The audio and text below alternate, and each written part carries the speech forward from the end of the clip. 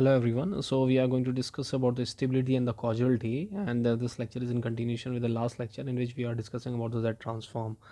Okay, so the stability of a linear time invariant system can be expressed in terms of transfer function. Okay, in terms of transfer function or impulse response or impulse response of the system.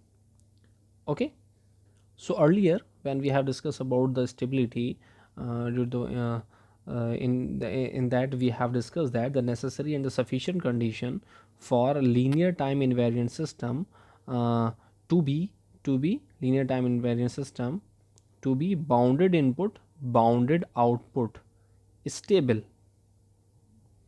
is that stable, it should be stable, is that the condition should be is that the impulse response impulse response be absolutely summable, impulse response be absolutely summable. Okay, that is what is that condition? That should be n is equals to minus infinity to infinity, hn mod of hn should be less than infinity. Okay, so just take the hz z transform of this should be n is equals to minus infinity to infinity hn z to the power minus n. Okay, so here hz mod of iz should have to be less than or equal to n is equals to minus infinity to infinity hn z to the power minus n. Magnitude of this, we can write this like this also, n is equals to minus infinity to infinity mod of hn and mod of z to the power minus n. Okay, so on a unit circle, just to remember, unit circle is what? Simply we have the magnitude of the radius of a circle as 1. Okay, unit circle, minus 1 should be here, 1 should be here, 1 should be here. Okay, real and imaginary axes are there, so we have the radius of 1. So on the unit circle, on the unit circle, that is mod of z should be equals to 1. The above expression becomes simply what? It should become like mod of hz should be less than or equal to n is equals to minus infinity to infinity hn. Okay, so therefore for the stable system, the ROC, that is region of convergence, ROC is what? A region of convergence of its transfer function for a stable system. Just do remember, we are discussing more for the stable system, the region of convergence of its transfer function hz must include the unit circle, must include the unit circle.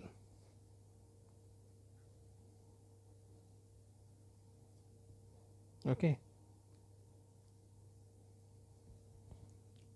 so from the above discussion we get that the bounded input, bounded output stability theorem, stability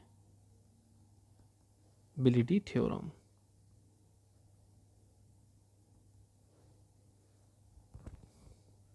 So the discrete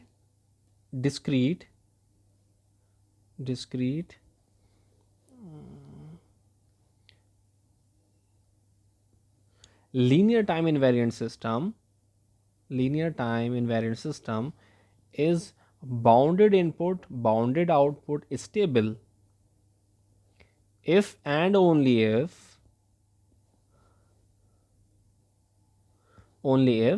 the ROC, region of convergence of its system function,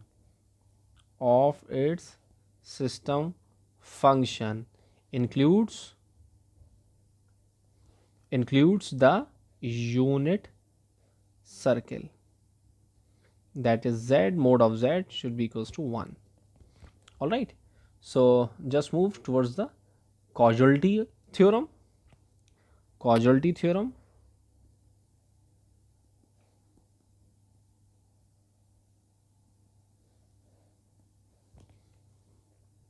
So the discrete time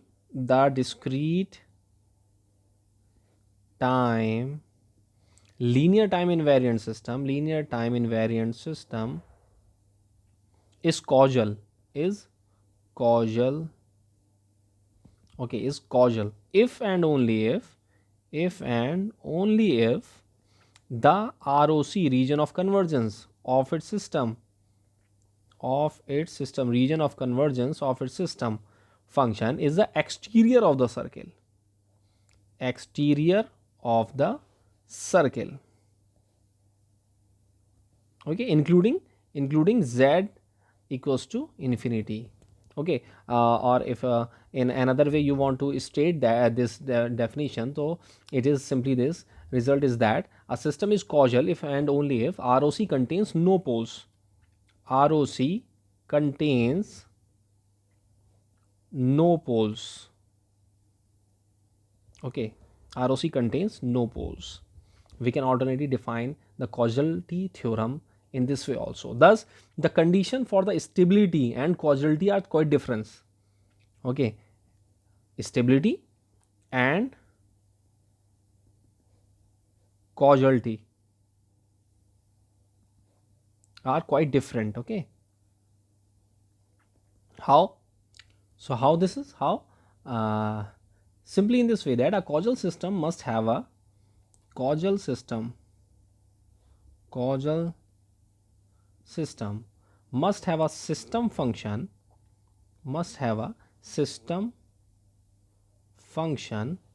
whose ROC means region of convergence is summation, sorry, mod of z should be equals to r, okay, where r is less than 1, okay.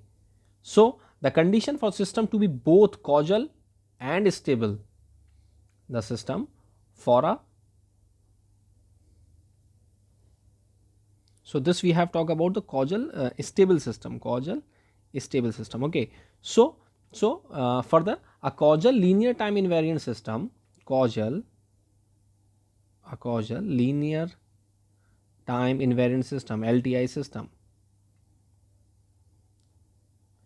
is bounded input bounded output stable. Remember that causal linear time invariant system is bounded input bounded output stable if and only if all its poles are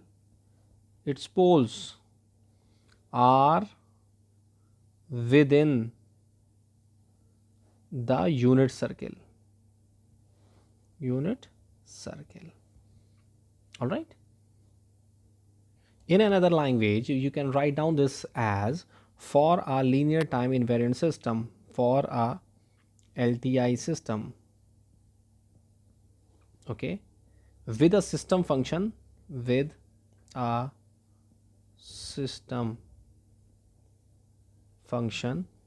hz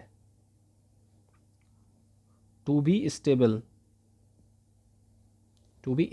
okay, stable and causal, to be stable and causal, it is necessary that the degree of numerator polynomial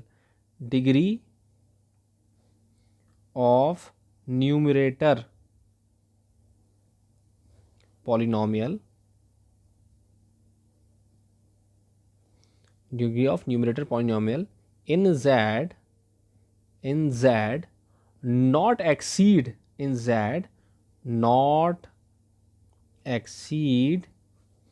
that of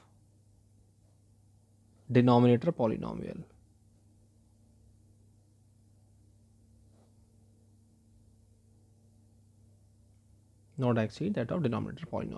all right. So this is about the causal and stable system, okay. Just consider one example in this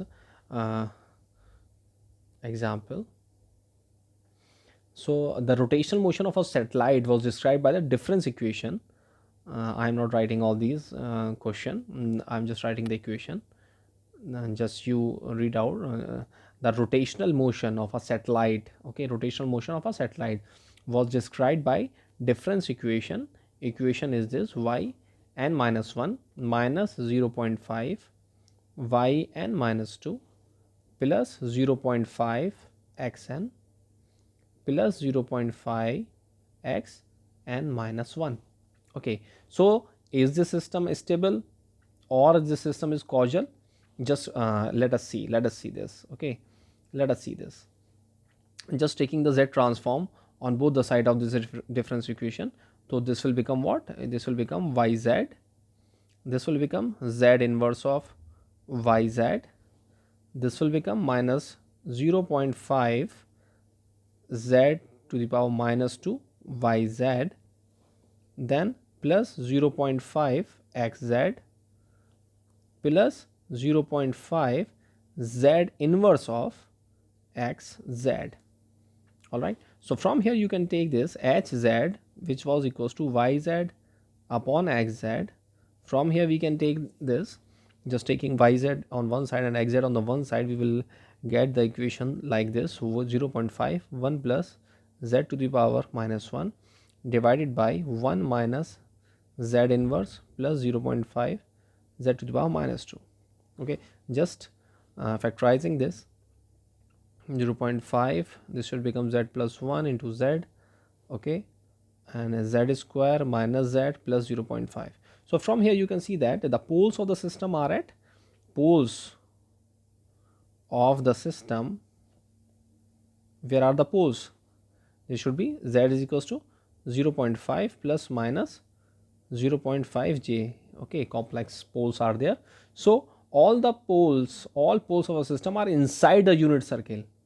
Okay, you can see that 0.5 on the real axis and 0.5 on the imaginary axis. So all the poles are on inside the unit circle. So hence the system is stable, and it is causal since the output only depends on the present and the past inputs. Okay, it is causal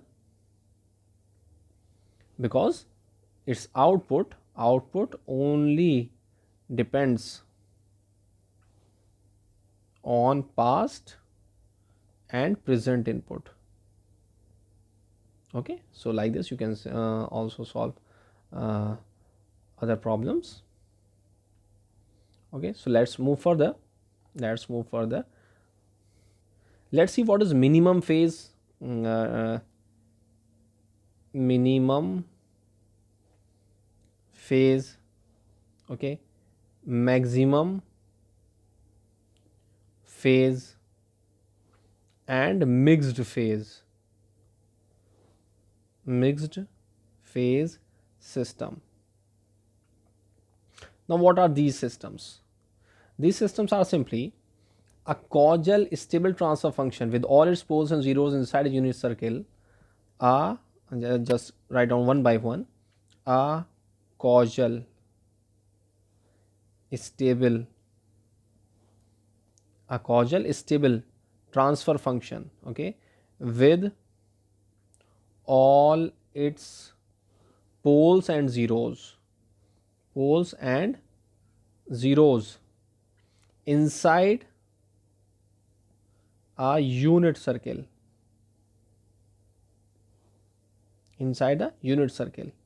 is this one, minimum phase transfer function. Okay, minimum phase transfer function. Not write down MPTF because all should become MPTF. Just write down minimum phase transfer function. I'm just writing myself in the short form. It's not given in the book or the okay. So next definition for this: a causal system transfer function with all its pole inside a unit circle. Okay, with all its poles inside unit circle, poles inside the unit circle and zeros and zeros outside the unit circle. Okay, it's called maximum phase transfer function. Okay, and the third thing when for a causal stable transfer function with all its poles inside the unit circle, and with zeros inside and outside the unit circle are called mixed phase